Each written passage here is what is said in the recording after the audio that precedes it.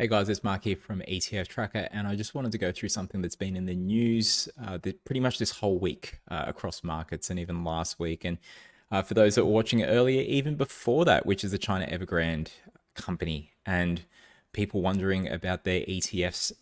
Does it have any exposure to your particular ETFs? Well, there is a way to find out. Now, you could search across all of the individual ETFs, or you can look up ETF Tracker and you can see, as we'll go to the screen here, you can use our holdings tool, which is free, and you can see if there is exposure there.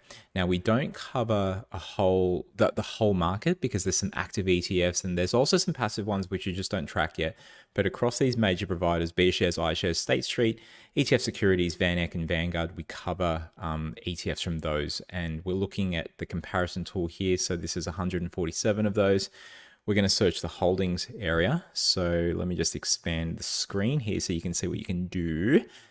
What you will be able to see here is there is a couple of search features here. If we type in, when I can type, Evergrande, we can see a couple of names come up. So there's the two that are very similar names, and there's this other one, China Evergrande N, which is the new energy China Evergrande. So China Evergrande G being the group, so we can see the ticker here. When we go to back here, what we can see is that these are the ETFs that we have in that coverage list across those 6 different providers that have China Evergrande exposure. As you can see, it's not really that much exposure.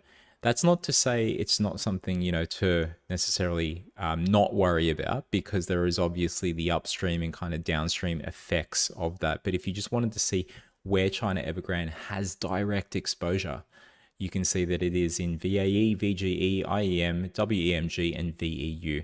Now, VEU, it shows that it's 0% there, but that's because there's a lot more decimal places, and we've just rounded it out to 2. But anyways, you can search up China Evergrande, you can search up all these other ones there.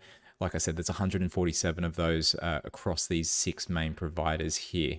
So yeah, that's something to look up. If you're interested in what's going on across the world of ETFs, you can even do comparisons of different ETFs, and you can look up the ETF metrics on the main ETF Tracker app. Fun fact, we're actually going to be merging all of those, 2 apps, the 2 apps, we're going to be pulling them together so it's just in the one app. We've kept them separate for now just so we could bring the features out and get that to market so that people can see it.